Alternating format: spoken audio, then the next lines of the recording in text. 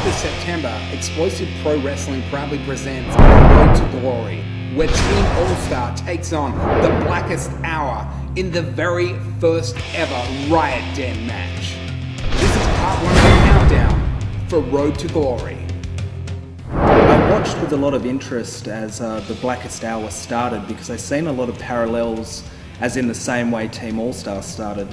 When we started, we were just out to make a name for ourselves, make our presence felt, and I knew it was only going to be a matter of time because we wanted to be the #1 group in EPW, and then all of a sudden there's this other group that's picking up a lot of steam, went all the way to the top, took the EPW title, and I knew it was only going to be a matter of time before the two teams went head to head. The interesting thing about this whole feud, the thing that sparked it off, was an issue that was boiling between one of our guys, the Don, and then a guy that used to call himself Jose Del Santo. Basically, over a period of time, the Blackest Hour, I guess, got in the head of Jose Del Santo and basically destroyed the person Jose Del Santo, and that's when we seen Adrian Priest. And it's kind of interesting that that would be the thing that would start this whole feud. Well, it all really started at Christmas Chaos when the Blackest Hour had a match with the Don, Michael Morleone, and they asked him to lay down for Adrian Priest. So tonight I'm giving you 2 options. Option A, we beat you into oblivion like we just did to Jamie Juro. Or option B would be the smarter move, gangster boy. You laid down for the Blackest Hour. Well, Team Allstar refused. The Don wouldn't lay down, and then Sebastian Sander got in the ring. He got in the face of the champion, Richter, and this caused Brett Corvus to make the match a tag match. And although the Blackest Hour came out on top of that one, Team Allstar really sent a message. They weren't going to put up with any of the Blackest Hour's crap. Since the moment the Blackest Hour formed, we have been dominant. All through 2009, we took the EPW Championship, we did as we pleased, we beat everybody who got in our way. And it was obvious that Team Allstar didn't get that message. All Michael Morleone had to do was lay down for the Blackest Hour, but his ego got in the way of that. The man is too proud, and everybody knows that pride is one of the 7 deadly sins. Team Allstar weren't even a blip on our radar. All of this could have been avoided by simply laying down for the Blackest Hour. See, I know Rick Sanders, and I know how arrogant he is, but I don't think Rick Sanders knew the repercussions of asking one of Team Allstar to lay down for a member of the Blackest Hour. No member of Team Allstar will ever lay down for another wrestler in this promotion or any other, because quite simply we're out there to win. So then the Blackest Hour are riding high. They've got the EPW champion in their midst with Richter, and all of a sudden they get pulled into another tag match with Team Allstar when, I'd say upset of the year, Sebastian Sander scored a pinfall over the champion of Explosive Pro Wrestling, Richter.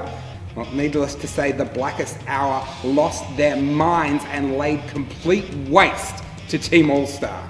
This is what I've been talking about for years and years with Sebastian Sander. This was the night where Sebastian Sander pinned the EPW champion, which proved that Team Allstar could beat the Blackest Hour and that Sebastian Sander could beat the EPW champion.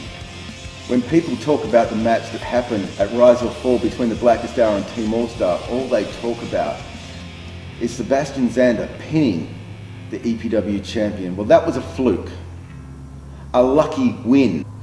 I don't care what Rick Sanders calls it. He can say it's a fluke, he can say it's a lucky win, but the fact of the matter is, they put their best against our best, and our best won. We dominated the entire match. And after the match, we dominated them again when Richter beat the hell out of all 3 of them. They should have left it at that.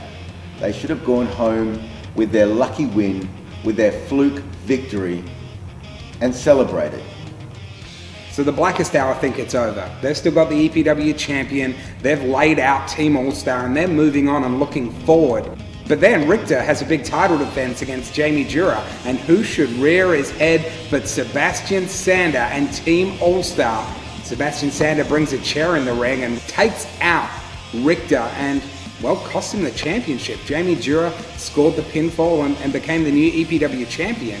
So the Blackest Hour went from having the advantage to suddenly losing their one most valuable possession, and it was all because of Team Allstar. It was the ultimate receipt. You see, we beat them, and they couldn't deal with that, so then they beat us down. And we're not going to take that. If we get beat down, we're going to make sure we cost them.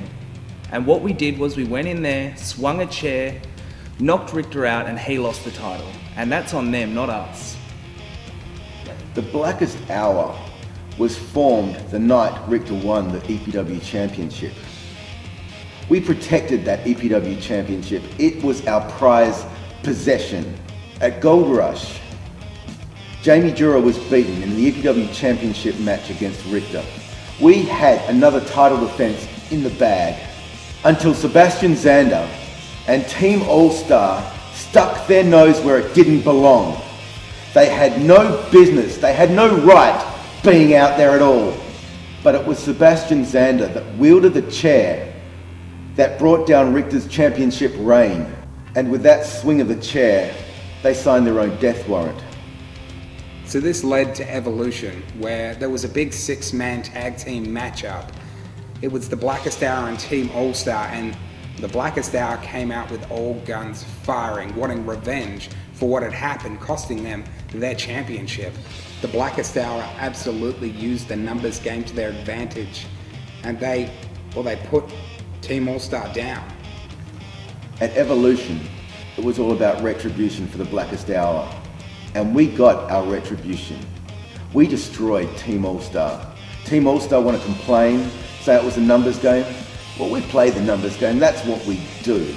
We showed exactly what we were capable of. We destroyed Team Allstar, just like we said we would. We left them lying like the dogs that they are, and proved once and for all to everybody in EPW that we are the most dominant force in Australian wrestling today. Oh, and a big chair shot delivered by the former EPW champion, Richter. That has got to be it, ladies and gentlemen. The chair shot was enough. We don't need this.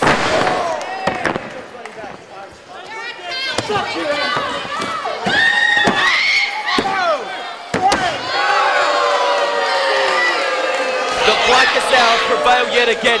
They have absolutely dismantled Team Allstar and sent a message to the entire EPW locker room that you do not mess with the Blackest Hour. You have just witnessed the destruction of Team Allstar. This is our defining moment. We are the most dominant force in Australian wrestling today. And we are putting EPW on notice. If you commit a sin against the Blackest Hour, you end up just like Team Allstar. Dead!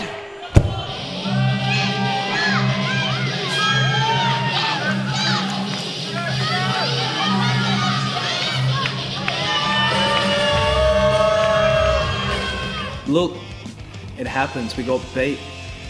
We beat them before. We thought we could do it again, and they came out with the numbers game. And I'm not going to sit here and whine and complain about the numbers game, because look who you're talking to. We're Team Allstar. We've been doing it for years.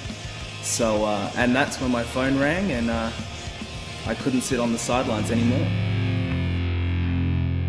Join us next time on the countdown to Road to Glory, when we take an inside look at that brutal brawl from the Telephone Bash and get a sneak peek at what we can expect from the RIOT Den.